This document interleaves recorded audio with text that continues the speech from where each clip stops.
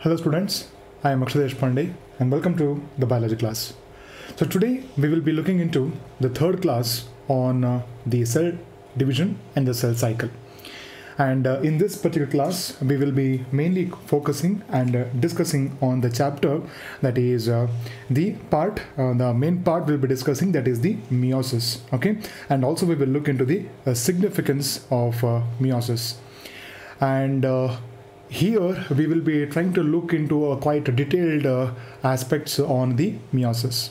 In our last class we had mainly engaged the discussion on the mitosis, and we had discussed what are the things that or events that actually happen in the mitosis. So let's begin our discussion. We all know that gametes are actually derived from the diploid cells, okay, and these diploid cells we call them as the germ cells. Okay, they are mainly called as the germ cells, and the germ cells are actually diploid in nature. They're mainly diploid in nature. Now they are diploid in the sense the genetic content will be mainly twice, hence the number of content will be twice, that is the 2n what we refer. Okay, but however these germ cells which are diploid in nature ultimately undergo a series of cell division to give us the gametes. And these gametes are mainly haploid in nature. They are haploid in nature. It means that they contain the half the number of chromosomes of the diploid cells. That is, we write it as n over here. Okay. For example, in the case of the germ cells of the humans, the number of chromosomes you find is 46 number of chromosomes. But however, the number of chromosomes in the gametes, that is egg or sperm, you see that it is going to be around 23. So you can see that the 23 number of chromosome is exactly half of that of the 46 number, right? Yes. So the germ cells, remember that they are mainly diploid in nature. Okay, and these diploid cells undergo a series of cell division that gives us the gametes which are haploid in genetic content. So what kind of cell division is mainly involved in this process? Here we see it is mainly the meiosis. Okay, it is mainly through the meiosis what happens. The cells will divide with 2 rounds of cell division. 2 rounds of cell division. They mainly divide through 2 rounds of cell division. But however, remember that the DNA duplication or a DNA replication is occurring only once. It occurs only once, right? So the DNA replication or duplication is happening only once, but however there is 2 rounds of division. In the case of mitosis, we remember that the rounds of DNA replication and also the rounds of the cell division is only once in nature. Okay, it happens only once in the case of mitosis. Okay, so here, as the point has been mentioned, the gametes are mainly diploid in nature. The gametes are mainly haploid in nature. They are mainly haploid in nature. So how do you think these diploid cell will give rise to the haploid gametes? It is mainly through the meiosis. Okay, the cell division mainly involved over here is the meiosis. And interestingly, as I mentioned ago, that this kind of division is called as the reductional division. Because you can see over here the number of chromosomes in the case of the germ cells is around 46, but however the gametes are containing half the number of chromosomes of the diploid cells, that is 23, right? So it means that the number of chromosomes are reduced in the cell division process or during the cell division. Okay, so there is a reduction in the number of chromosomes. Now why do the gametes, that is the egg or sperm, are haploid in nature? Because ultimately the egg, okay, the egg and sperm, okay, they fuse to give us mainly the zygote. Okay, they mainly fuse to give us the zygote, and zygote is diploid. Okay, the zygote is what? Diploid. Now, how did this zygote become diploid? Because in the case of humans, if you consider as an example, 23 chromosomes from the egg and 23 chromosomes from the sperm will fuse together to give us 46 chromosomes back. Okay, so which makes the zygote diploid, right? So that is why we can say that to produce a diploid organism in the successful fertilization, the gametes should be haploid in nature in the first place. Okay, if the gametes are haploid, then what happens? You can see that these sperm and egg can fuse to give us a diploid zygote. Okay, the haploid gametes mainly fuse to form the diploid organisms. Okay, so hence we can say that this is mainly resulting in the restoring of the ploidy condition. Okay, ploidy means what? Here it is a haploid, the sperm is also haploid. Finally, we can see that the zygote is also what? Now it is diploid, right? So it is coming back to diploid condition, which we call it as a restoring of the ploidy. Okay, ploidy we are mainly referring to the chromosome number or genetic content. That is the term ploidy mainly means. Now, the salient feature of the meiosis is that you see there are two rounds of nuclear and cell division. Okay, what we can say, it is the cytoplasm, what I mean to say. Okay, it is mainly 2 times the cytoplasm divides and 2 times the nuclear divides. Okay, nucleus divides. But however, during these 2 rounds of nuclear division, only once the DNA duplication occurs. Okay, it means that the S phase, okay, the S phase occurs, okay, the S phase occurs only once. Okay, the S phase occurs only once. Okay, so that is what we mean by 1 round of DNA duplication. Now we can look into the actual what we can say, the division of meiosis, because as we have mentioned over here, there is 2 rounds of cell division. 2 times the cell actually undergoes the division. It means that the meiosis is actually having what we can say, 2 rounds of cell division. So here we are having the first one, that is the meiosis 1, and next one is having the meiosis 2. So the first round of cell division is called as the meiosis 1.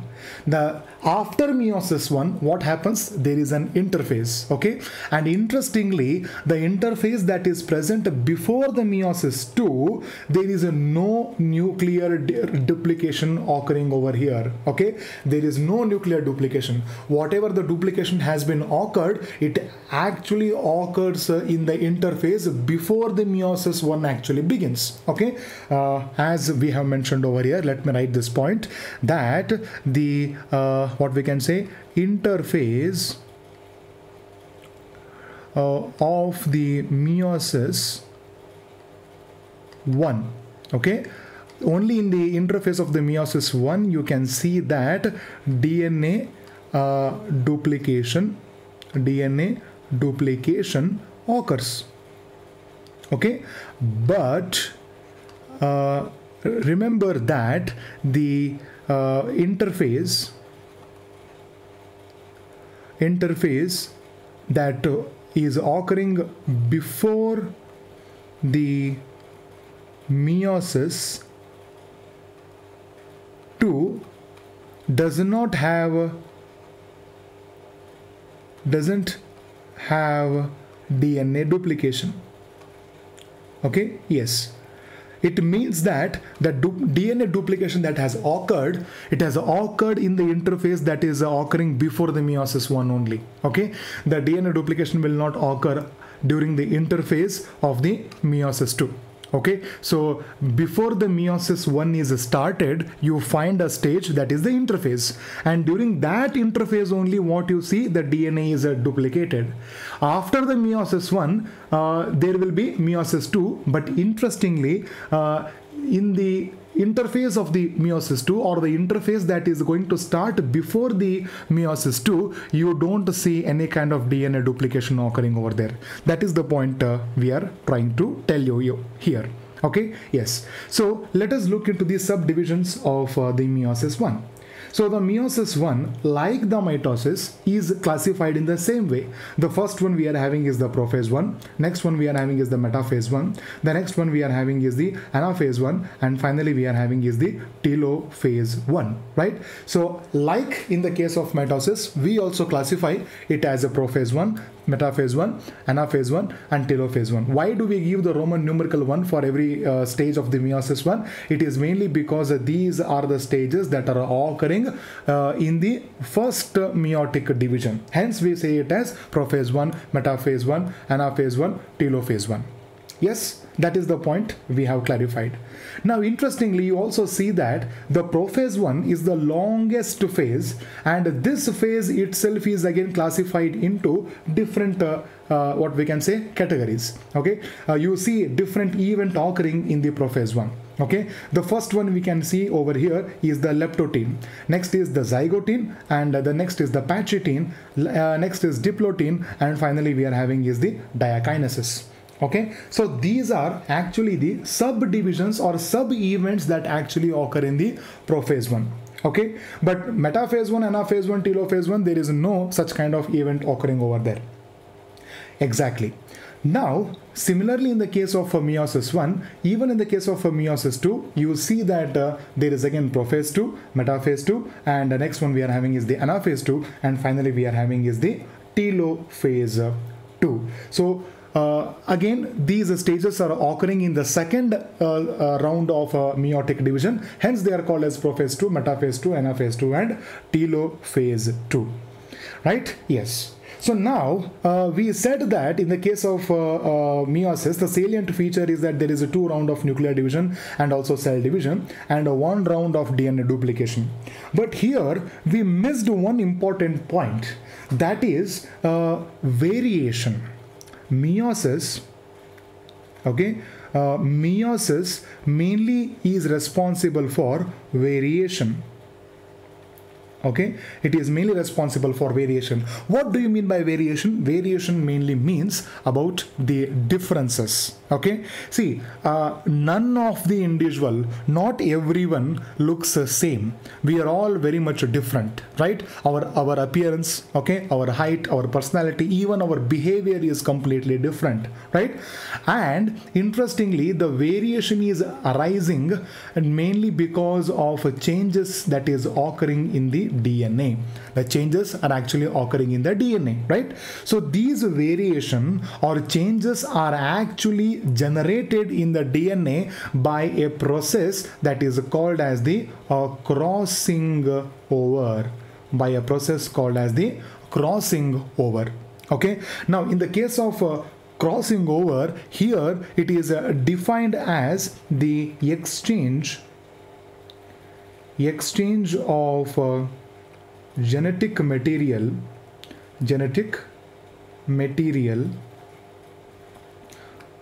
between the non-sister chromatids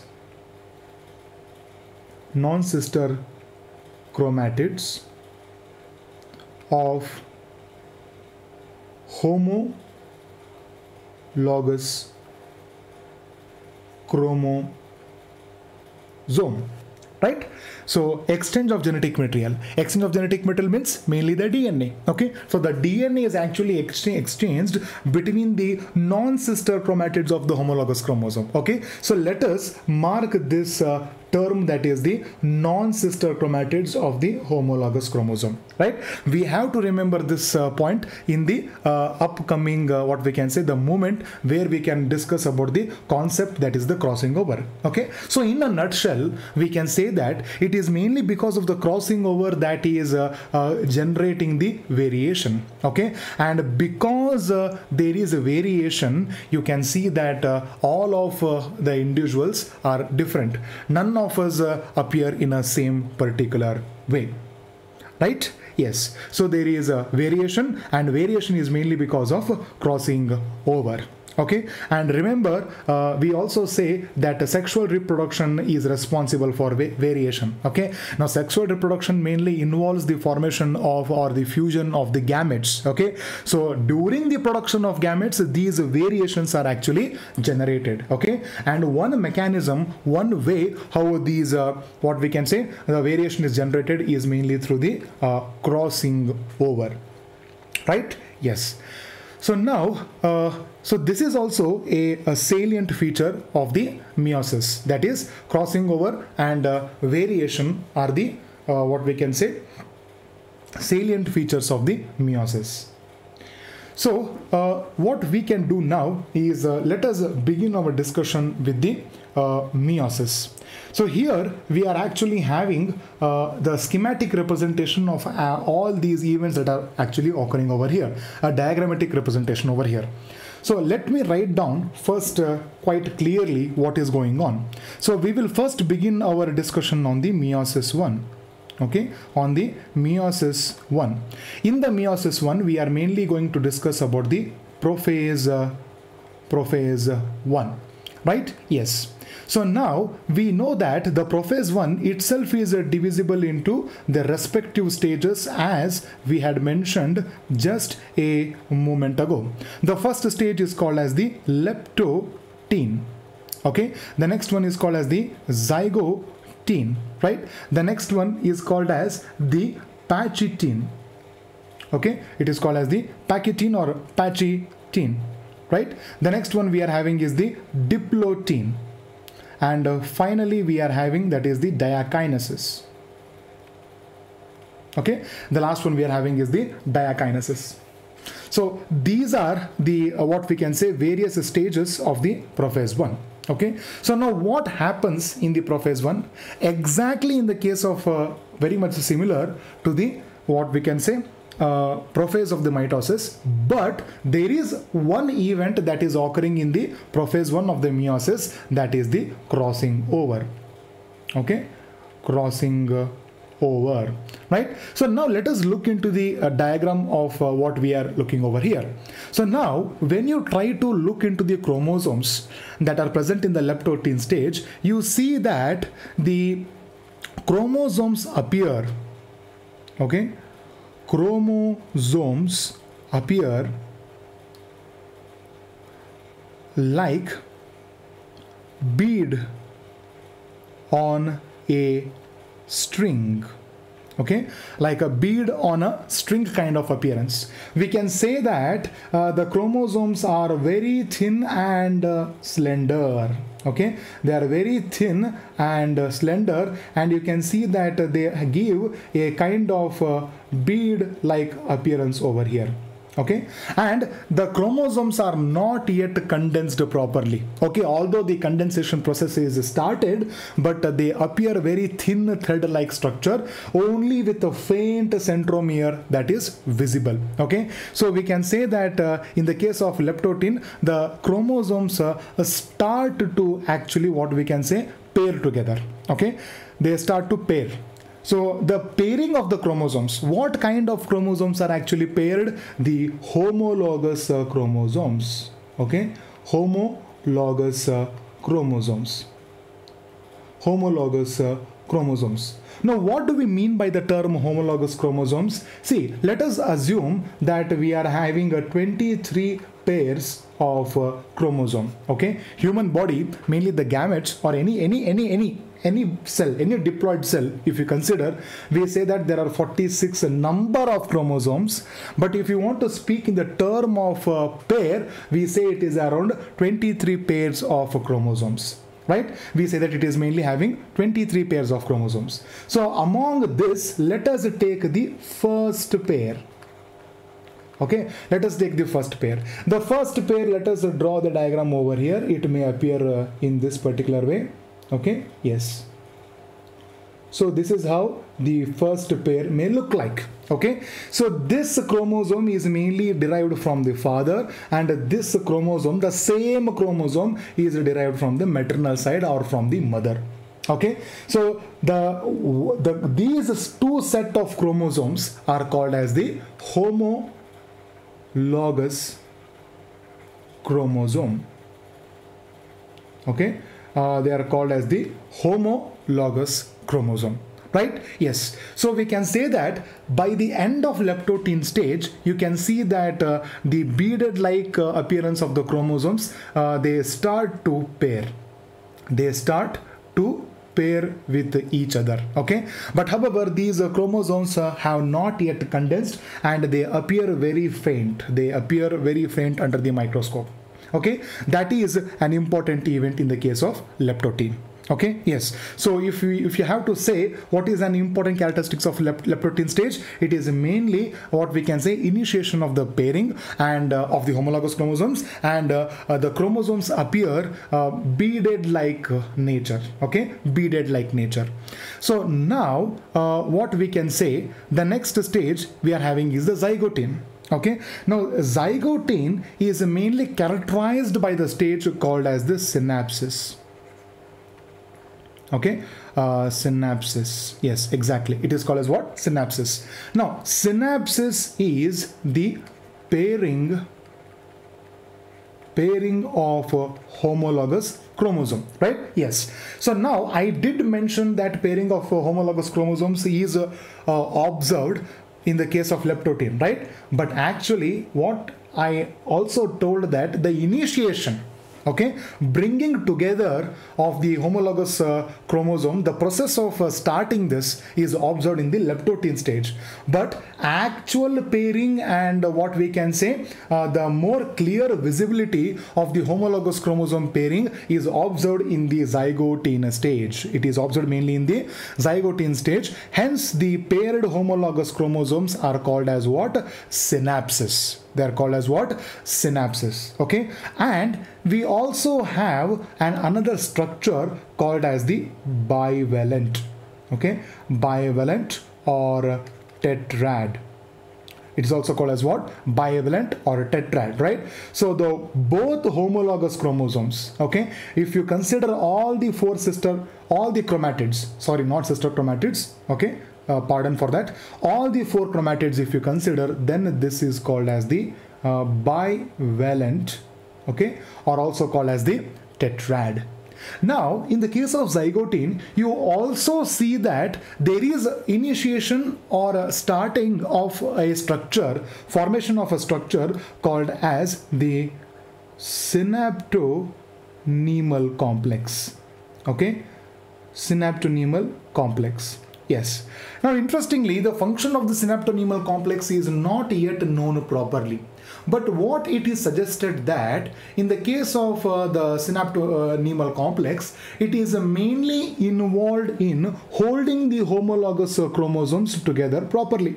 Okay, it is mainly involved in holding this in what we can say homologous chromosome together properly. The line what I have drawn over here, we can say that it is actually the synaptonemal complex.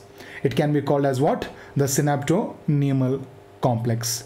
Right? Yes. So we can say that the synaptonemal complex construction starts during the what we can say zygote stage. Remember that, okay? But however, the salient feature, the most important feature of the homologous, what we can say, the zygote is the synapsis or the pairing of the homologous chromosomes, okay? And this paired homologous chromosome, all chromatids, they are called as the bivalent in nature, okay? It's called as what? Bivalent in nature. Now, the next stage we are having is the patchotin. Okay. Now, in the case of a patchotin, as they have mentioned in the diagram, that it is mainly characterized by the structure more clearly visible. The structure is more clearly visible. That is the synaptonemal complex. Okay.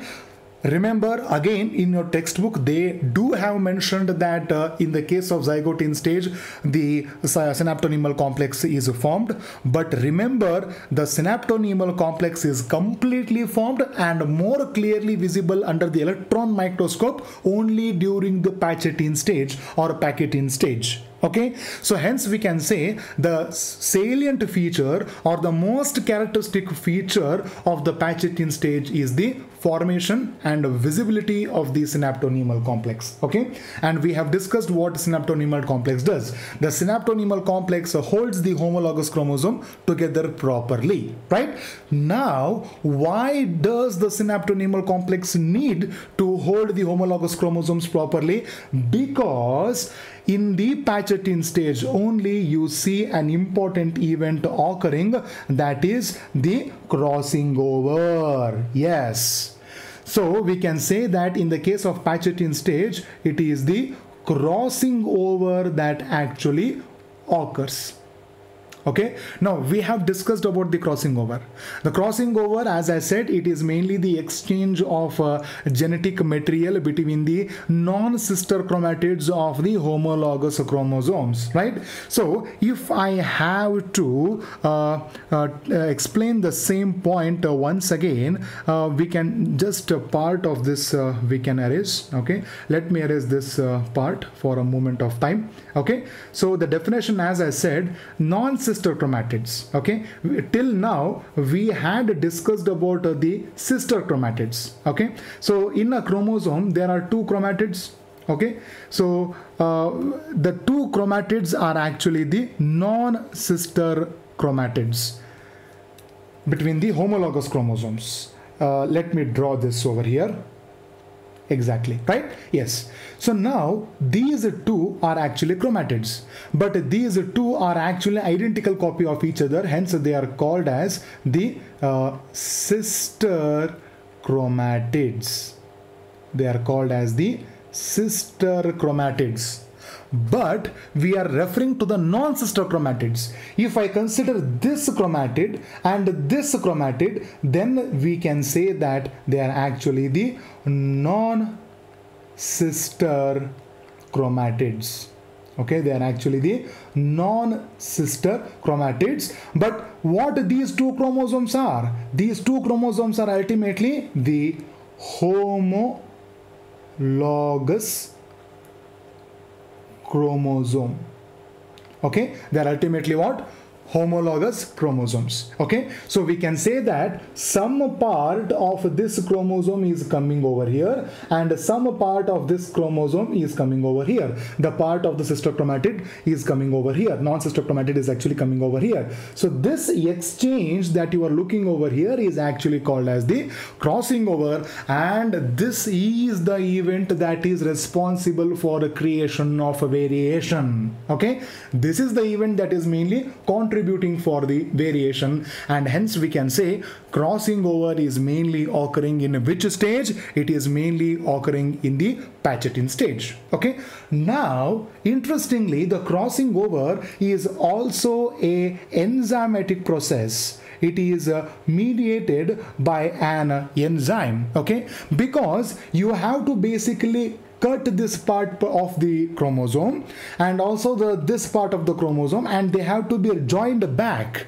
Okay, so now the enzyme that is involved in cutting or removing or completely exchange of this genetic material is done by the process of crossing over is mainly done by an enzyme called as the recombinase. The name itself indicates. Okay, it is mainly the recombinase. Okay, so now this process of crossing over, okay, the process of crossing over is called as the recombination. Okay, so now you people will be studying about the recombination, linkage and recombination more clearly in the principles of inheritance and variation. Okay, but in a nutshell, if I have to define about the recombination, I can say that generation of non-parental genotypes. Okay, which means that formation or a generation of the genotypes which are apart or different than that of the parental genotype, then it is called as the recombination. Okay, yes, so the recombination is ultimately because of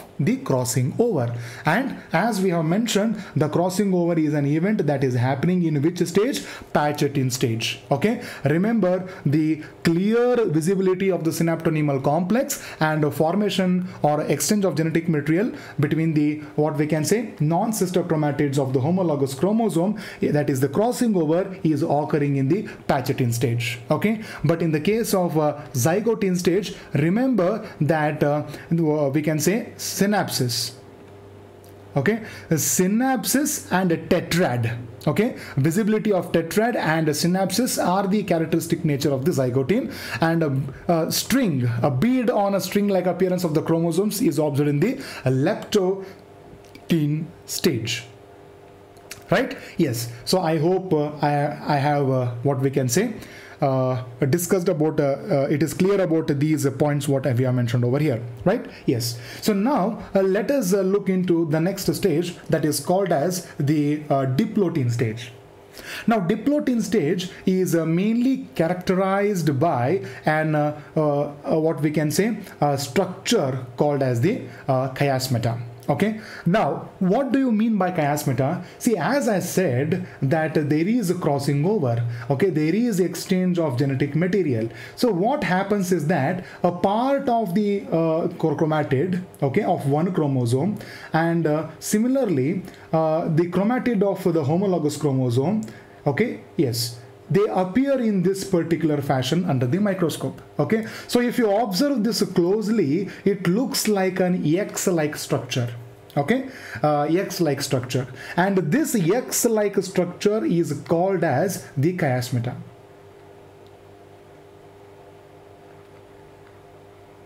Okay, the X-like appearance of the chromosome, okay, the region, okay, the region or the part where the exchange of genetic material is occurring, that looks like X under the microscope, and this is called as the chiasmata. Okay, and you can see over here they have mentioned about the bivalent and tetrad, okay, because they are now more clearly visible over here, and throughout the diagram if you look, you can see that the chromosomes are more clearly visible over here. Okay, so now this is the point which is called as the chiasmata. This is the point of chiasmata. Okay, here this is the point of chiasmata, the X-like appearance. Okay, this is the point of chiasmata. Similarly over here, this point is called as the chiasmata. Okay, yes. So we can say that chiasmata is the characteristic or salient feature of the diplotin stage. Now interestingly, in the case of oocytes of vertebrates, okay, oocytes of vertebrates, including we can say humans, okay, the oocytes of the vertebrates are actually stopped, okay, or we can say arrested. The term arrested and stopped both mean the same. Okay, so it is observed that especially the oocytes are arrested or stopped in the diplotin stage. Okay, so which means that the egg actually starts the meiotic division, but however, even if before it completes the first meiotic division itself, it is stopped in the prophase 1. Okay, so in which stage the oocytes are actually stopped? It is mainly the diplotin stage of the prophase 1. Okay, so remember that the oocytes of certain vertebrates, but including humans, they are mainly stopped in the or arrested in the diplotin stage. Right, the last stage we are having is the diakinesis, and the diakinesis is mainly characterized by the terminalization. Okay, it is mainly characterized by the event called as terminalization, where this part starts to come, the X chiasmata part, they starts to move towards the last part, that is the terminal part of the chromosome. Okay, so initially we can say they are actually appearing in this particular way. Okay, but at the moment they return into diakinesis, the sister chromatids will be appearing in this particular way. This is what I am showing over here. Okay, yes. So this moment, this point is called as the terminalization. Okay, yes. This is what you can see. So this what I have drawn over here is the terminalization. Okay, the sister chromatids start to slide away. The chromatids between the homologous chromosome, which have been attached looking like an X region, now they start to slide away and reach to the terminal point of the attachment of the chromatids. You can see that this region, this point is called as the terminalization. And finally, now you can see that the nuclear envelope starts to disintegrate completely. Okay, so by the end of diakinesis, complete disintegration of we can say the nuclear envelope, this is called as the nuclear envelope, starts to disintegrate, and all the associated structures along with the nuclear envelope, that is the endomembrane system, that is the ER, and the next one we are having is the lysosomes, Golgi apparatus, they also start to disappear. Even the nucleolus also starts to disappear, right? So this is mainly about the prophase 1. So whatever we have discussed over here, prophase 1. So from now on, it is going to be very easy for our discussion, right? So now let us look into the next stage, that is the metaphase, okay, metaphase 2. Okay, so in metaphase 2, what happens is that we can, yeah, let me write it over here. Metaphase, okay, 2, right? Now the homologous chromosomes, homologous chromosomes are in metaphase plate. Yes, metaphase plate, right? So if you have to visualize this event in the, what we can say, diagrammatically, you can see that the chromosomes are in this particular way. Okay, let us, I will just draw only 2 chromosomes. Yeah, yet they are having still contact with each other. Okay, and this is one cell. Okay, and you can see that centromeres or centrosomes have actually duplicated by the end of the prophase 1, or in the S phase itself actually. Okay, and the spindle asters are attached to the kinetochores. Okay, yes, so this is how it actually looks like, right? So these two are actually the homologous chromosomes, right? So the chromosomes are actually attached, are mainly present in the metaphase plate, equatorial plane. Similarly, in the case of mitosis, okay, so the chromosomes are now completely condensed, okay, and the homologous chromosomes are present in the metaphase plate or the equatorial plate or a region of the cell. The next stage automatically we get is the anaphase. Now here we are having is the, sorry, this is metaphase 1, right? So similarly anaphase 1. Now anaphase 1, in the case of what we can say anaphase of the mitosis, you see that there is a splitting of sister chromatids, but however here you see that separation, okay, it is mainly separation of homologous chromosomes.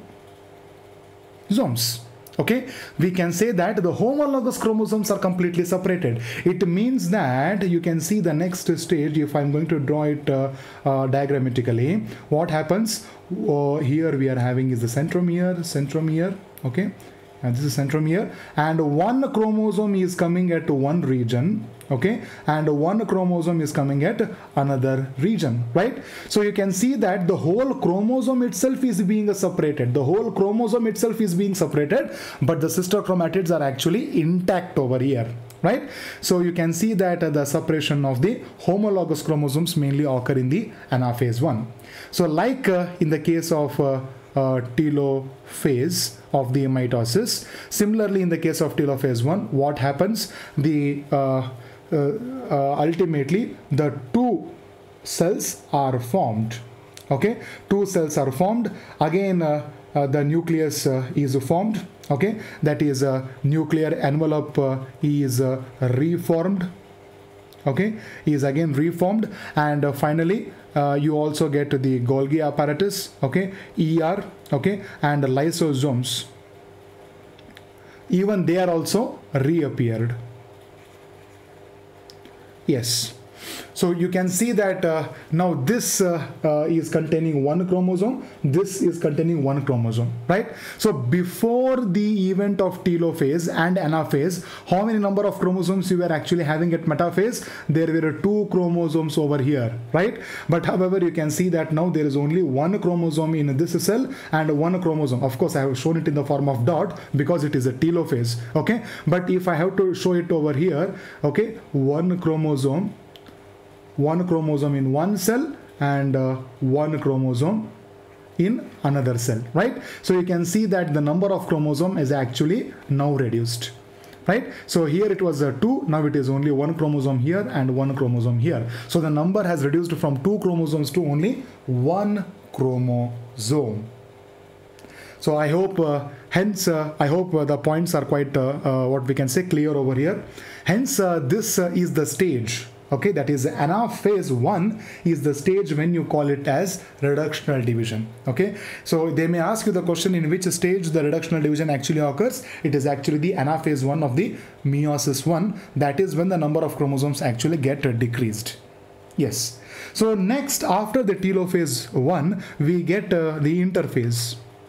Okay, now this interphase is actually a gap phase between what we can say meiosis 1 and meiosis 2, but interestingly in this particular stage there is no DNA duplication. Okay, there is no DNA duplication, because the DNA duplication has already occurred even before the meiosis 1 actually had started. Right? Yes. So we can say that there is no DNA duplication. Again, there is a growth in the cell, and now it actually enters into the next round of division, that is the meiosis 2. It actually enters into what? Meiosis 2. Right? Now, in the case of meiosis 2, it is also called as equational. Okay? It is also called as equational division, because it is very much similar to what we can say mitosis. Okay, why? Let us consider over here. Okay, let us consider. Let me take this cell over here. Okay, so let me draw this one chromosome. Okay, no. Let me do one this. Okay, I will take eraser. Okay, yes. Now I will take the same color over here. Okay, now let me draw a cell over here. Okay, yes. So now the first one we are having is the Prophase 2, right? So what happens in the Prophase 2? You can see that there is cell, okay, there is a breaking up of the nuclear envelope, and there is condensation of the chromatin fibers. And finally you can see that at the metaphase plate or equatorial plate, the chromosomes are actually formed in the cell. The nuclear envelope is completely degraded, and also the lysosomes and also associated with the endomembrane system, it is also removed.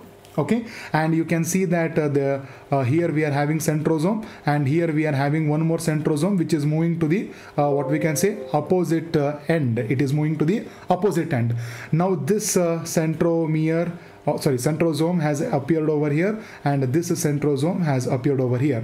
So here we are having the spindle fibers, right? So only one chromosome in this cell has got attached with the what we can say the spindle fibers, okay, to the kinetochore, exactly to the kinetochore of the centrosome, or sorry, kinetochore of the centromere, right? So now this stage is actually the metaphase, right? So let me write about the anaphase. Okay, in the anaphase what happens? You can see, let me draw the cell over here. Now this is the centrosome. Okay, yes. Now the sister chromatid has actually splitted. Okay, the sister chromatid has actually splitted. Okay, and they are moving towards the opposite ends or opposite part of the poles of the cell, right? Exactly. So don't you think the same event which is similar to mitosis is occurring over here? The last is what we can say telophase 2, right? Again what happens? Completely two cells are formed. Okay, two cells are formed, and reappearance of the nucleus, that is the nuclear envelope, and again decondensation of the chromosomes to form the what? The chromatin, and reappearance of the all other structures such as the endomembrane system and the contents of the cytoplasm. right? So we can see that even in the case of meiosis 2, it is very much similar to that of the mitosis. Hence, it is also called as the equational division. So what we have to emphasize, what we have to concentrate more is mainly the meiosis 1, especially the prophase 1. Okay, yeah. So now let us look into the significance of the meiosis. Significance. Okay, now what is the significance of meiosis? Now the main significance of meiosis is that they mainly play the role in gamete formation. Okay, they mainly play the role in the gamete formation. Yes, that is the only significance of your meiosis. Okay, significance of meiosis. It is mainly playing an important role in the gamete formation. Okay, because ultimately the germ cells, they are diploid in nature, right? These diploid germ cells undergo the meiotic division to give us haploid gametes. They mainly give us the haploid gametes. So this is what you mean by the significance of the meiosis. They are completely involved in the formation of gametes, and that is what they are involved with, right? So in a nutshell, we can say that they are mainly involved in the formation of gametes, because these gametes fuse to mainly give us the diploid zygote. Okay, they mainly give us the diploid zygote, and we can say it is leading to a restoration of ploidy. This is what we had discussed in the earlier part of the chapter. Okay, yeah. So I thought of telling only this one point for your significance of meiosis, right? Yeah, because this is the most important point. Hence, I discussed only this point over here. So as I had said in the last or first part of the sum of the classes, that let us look into some of the previously appeared NEET question. Okay, don't worry, you may be thinking that why I'm not solving the questions from the discussion part what we have done now, because there are some questions that are going to appear while discussing the previous NEET questions that have appeared on the meiosis. Okay, so I will be discussing that part over there, and I think you will get idea what kind of questions from the meiosis are going to appear. Okay, because we are having 1 hour of timing and all constraints, so I can say that we have to cover the whole class in this particular span of time. Okay, so let us directly begin from the previously appeared NEET questions on the cell unit. Okay, which means we will be discussing about the cell, the unit of life, biomolecules, and also your the what we can say the cell division and cell cycle, right? Yes. So let us look into the first question. The cells in the G0 phase exit the cell cycle, enter the cell cycle, suspend the cell cycle, and terminate the cell cycle. Okay, so I have directly taken the snapshot from the question paper itself, digital copy of the the question paper. I did not what we can say take time in typing the questions again. It is sufficient, I can say. Okay, so we can say that cells in the G0 phase, they what we can say, they exit the cell cycle, they enter the cell cycle, they suspend the cell cycle, they terminate. Okay, they are exiting the cell cycle. They are the cells which have exited the cell cycle. So 1 is the right answer for this question. Next question. Which of the following is a glucose transporters is insulin dependent? Okay. See, we have never discussed, we had discussed about the transporter that is involved in the glucose transport. Okay. But about the insulin dependent, they have not mentioned in the textbook anywhere. But however, you are going to study about only one type of glucose transporter, and that is GLUT4. Okay, and this GLUT4 is actually dependent upon the insulin. Okay, so they have mentioned GLUT1, GLUT2, and GLUT3 and GLUT4. It is the GLUT4 that is dependent on what we can say, the insulin. Okay, remember this. Next one, identify the amino as basic amino acid. Okay, that is the glutamic acid, lysine, valine, and tyrosine. Okay, glutamic acid is actually acidic in nature. Okay, the basic is actually the lysine. Okay, hence we can say 2 is our right answer for this question. The next one, which of the following statement about the inclusion bodies? Inclusion bodies, remember, it is mainly from the bacteria part of the cell chapter. Okay, yes, is incorrect. I hope you people now might have understood whatever the questions yet till now we have discussed are the type of questions correct, true or not true, or not, or we can say incorrect. We have discussed this kind of statement type of questions, right? Same type of questions you're going to see in your examination also. Okay, yes. So these are mainly involved in ingestion of food particles. They lie free in cytoplasm. They represent reserve material in the cytoplasm. They are not bound by any membrane. Exactly, they are not bound by any membrane, and they are the reserve food materials in the cytoplasm, and they lie free in the cytoplasm, but they do not ingest the food particles. Okay, they are not involved in ingestion. That is done by the food vacuoles. So we can say 1 is the what we can say incorrect statement about the inclusion bodies.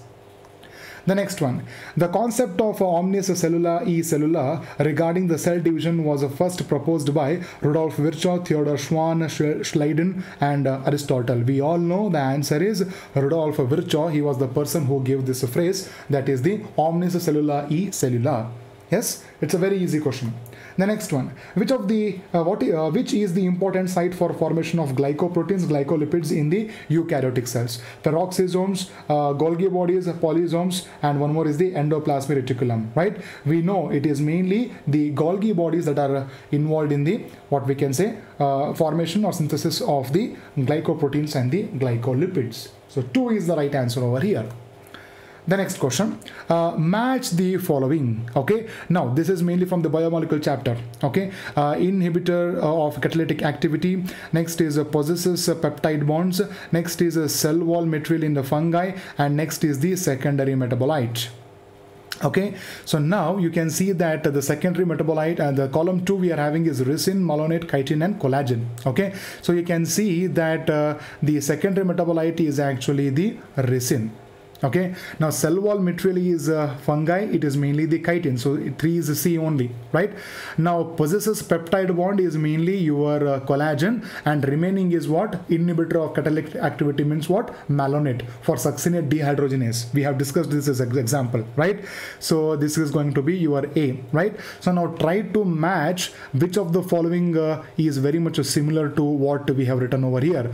For A it is going to be 2, A it is going to be so 3 and 4, right? So A is going to be 2 and B we are having for 4, right? Yes, exactly. So you can see this is the option that we have written over here. So 4 is the right answer for this question. The next one, the dissolution of synaptonemal complex occurs during zygotin, diplotin, leptotin, pachotin. Okay, dissolution. Dissolution means mainly the removal of the synaptonemal complex. Okay, so you can see that it is completely removed during the diplotin stage. Okay, during the diplotin stage. Okay, because during the leptotin is not yet formed. Okay, pachotin it is actually formed. Okay, and zygotin is mainly the pairing. So hence we can say a dissolution or removal is actually occurring during the diplotin stage. The next one, identify the substances having the glycosidic bond and a peptide bond respectively in their structure. Okay, glycerol, trypsin. Okay, trypsin is actually having the peptide bond, but glycosidic bond is not found in the case of the glycerol. Cellulose and lecithin. Lecithin is actually a what we can say phospholipid, right? Cellulose is actually having the glycosidic bond. Now inulin and insulin. Inulin is actually a polymer of fructose. It is having the glycosidic bond. Insulin is actually a protein. It is having peptide bond. Hence 3 is going to be our answer. Chitin and cholesterol, no, that is not the answer. Chitin is mainly what we can say, it is having glycosidic bond, but cholesterol is actually a lipid. Okay, it is having different kind of bond, mainly carbon-carbon covalent bonds. So 3 is the right answer over here. The next question. Some dividing cell exit the cell cycle and enter a vegetative inactive stage. This is called as the quiescent stage. The process occurs at the end of G1 phase, S phase, G2 phase, M phase. It is mainly after the M phase the stage actually occurs. Okay? Yes. The next one. So even before entering the G1 phase, they actually quit this phase and enter into the G0 phase. The next one, that is which of the following match the following with respect to the meiosis. The first one we are having is a zygotine, pachytene, diplotin, diakinesis. Okay. Next is a terminalization, chiasmata, crossing over, synapses. Okay. Now synapses, we know that it is mainly about the what we can say zygotine, and crossing over mainly occurs in the case of pachytene, and diplotin is mainly associated with the chiasmata, and the last one is diakinesis is mainly the terminalization, right? Yes. So you can see that which of the following can match over here. A should be 4, right? So you can see the first option itself matches with what we have written over here. So the first option is the right answer over here. Okay, 1 is 4, next is 2 is 3 as usual, and C is 2, and finally the D is 1. So hence we can say the first option is the right answer. The next one, during the cell growth, DNA synthesis takes place. A very simple question. The answer itself is S phase. Okay, the synthesis or duplication of DNA occurs mainly in the S phase. The next question, the non-proteinaceous enzyme, okay, a non-proteinaceous enzyme is a lysozyme, next is ribozyme, ligase, what we can say, deoxyribonuclease, okay. The answer is ribozyme, okay. Ribozyme is mainly made up of RNA, okay. Remaining all the 3 options they have mentioned are mainly proteinaceous enzymes. So 2 is the right answer over here. The next one, select the wrong statement. Bacterial cell wall is made up of peptidoglycan. The pili and fimbria are mainly involved in motility of the bacterial cells. No, the wrong statement is 2 itself. The pili is mainly involved in exchange of, or is mainly involved in the conjugation process, and fimbria is mainly involved in what? Adhesion to the surfaces. Okay. Cyanobacteria lack flagellated cells. Exactly, it is a true statement. And mycoplasma is a wall-less microorganism. Exactly, they do not have cell wall. So the second statement is a wrong statement. The next one, a cell organelle containing the hydrolytic enzymes is a lysosome, microsome, ribosome, mesosome. The answer is the lysosome. Okay, it is a organelle that is mainly containing the hydrolytic enzymes. Okay, so 1 is the right answer over here. Which of the following is not a feature of plasmids? Single-stranded, independent replication, circular structure, transferable. Yes, they can be transferred from one bacteria to another bacteria. They are circular in nature. They replicate independently, but they are actually double-stranded, not single-stranded. Hence, it is not the feature. Option 1 is not the feature of plasmids. The next question, mitochondria and chloroplasts are semi-autonomous organelles. They are formed by division of pre-existing organelles, and they contain DNA but lack protein synthesizing machinery. Okay, which means that they are trying to say that they do not contain ribosomes, but we know that mitochondria and chloroplast, they contain DNA. Along with that, they also contain the ribosomes, right? So we can say A is actually true, but B is actually false, right? So any option we are having, yes, the fourth option is right. A is true and B is false. They are semi-autonomous. They are partially autonomous to some extent. Okay, so fourth option is the right answer over there. Next, in meiosis, crossing over is initiated in the diplotin, pachytene, leptotin, zygotine. We all know it is mainly during the pachytene stage the crossing over actually occurs. Next, the spindle fibers attach on the kinetosome of the chromosome, telomere of the chromosome, kinetochore of the chromosome, centromere of the chromosome. It is the kinetochore of the chromosome. The next one, the which one of the cell organelle is enclosed in a single membrane? A nuclei, mitochondria, chloroplast, and lysosomes. Okay, it is the lysosome that is made up of only single membrane. Remaining 3 are all made up of 2 membranes. Okay, yes. The next question, which of the following statements is not correct? Lysosomes have numerous hydrolytic enzymes. Yes, they have. The hydrolytic enzymes of the lysosomes are active under acidic pH. Exactly. Lysosomes are membrane bound structures. It is also true. Lysosomes are formed by the process of packaging in the endoplasmic reticulum. No, they are actually formed at the packaging by the Golgi apparatus. Yes, right?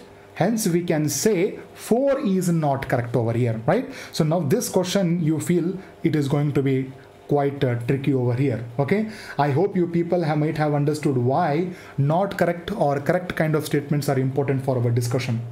Okay, so if you understand, if you have read the whole concept, then only you can say it is very easy to solve these kind of questions. The next one, concanavalin, we know what it is from biomolecules, right? An alkaloid, an essential oil, a lectin, a pigment. We know it is mainly a lectin. 3 is the right answer. Now, consider the following statements. A coenzyme or metal ion that is tightly bound to the enzyme protein is called as the prosthetic group. Next is a complete catalytic active enzyme with its bound prosthetic group is called as apoenzyme. As we know, we can say that apoenzyme is actually inactive enzyme. Okay, active enzyme is called as the holoenzyme, and a prosthetic group is actually an organic group, right? Coenzyme metal ions, they are actually what we can say, they are called as the cofactors. Okay, the cofactors are 3 types, including the prosthetic group, metal ions, and coenzymes. Okay, the coenzyme and metal ion does not make the prosthetic group, remember, right? So select the correct option. Both A and B are true. A is true, B is false. Both A and B are false. A is false, but B is true. You can see that both statements A and B are actually false. Purines found both in DNA and RNA. Okay, adenine and thymine, adenine and guanine. Yes, A and G, adenine and guanine are both purines that are found in the RNA and also the DNA. Okay, so second option is the right answer over here. Which of the following pair of organelles do not contain the DNA? Mitochondria and lysosomes. Mitochondria contains, but lysosome does not have. Chloroplast and vacuoles. Chloroplast has, but vacuole doesn't. Lysosomes and vacuoles, exactly, both these do not have the organelles, that is the DNA. Right? So nuclear envelope and mitochondria. Nuclear envelope, in the envelope it does not, but the mitochondria does contain. Right? So next question. Which of the following statement regarding the mitochondria is incorrect? The outer membrane is permeable to monomers of carbohydrate, fats, and proteins. The enzymes of electron transport are embedded in the outer membrane. The inner membrane is convoluted with infoldings. Mitochondrial matrix contains single circular DNA molecule and ribosomes. The fourth option is actually correct. Even the inner membrane is thrown into numerous foldings called as the cristae, as we have studied. The enzymes for the electron transport membrane are embedded in the outer membrane. No, it is actually present in the inner membrane. Hence we can say the incorrect statement is 2 itself. Okay, and yes, outer membrane is actually permeable to some of the single carbohydrate molecules, fats, and proteins. So you can see that around 23 questions I have actually discussed, around 22 questions. I think around 22 questions I have discussed in this whole section. Okay, and you can see that generally the questions that have appeared is more from the cell chapter than the biomolecules or than that of the cell division. Okay, so you can say that the most important chapter from all these 3 are actually your cell chapter, that is cell, the unit of life, right? So I guess we have finished this whole unit, that is a cell unit. Okay, so what you people can do is as usual, start solving more and more questions. Okay, thank you.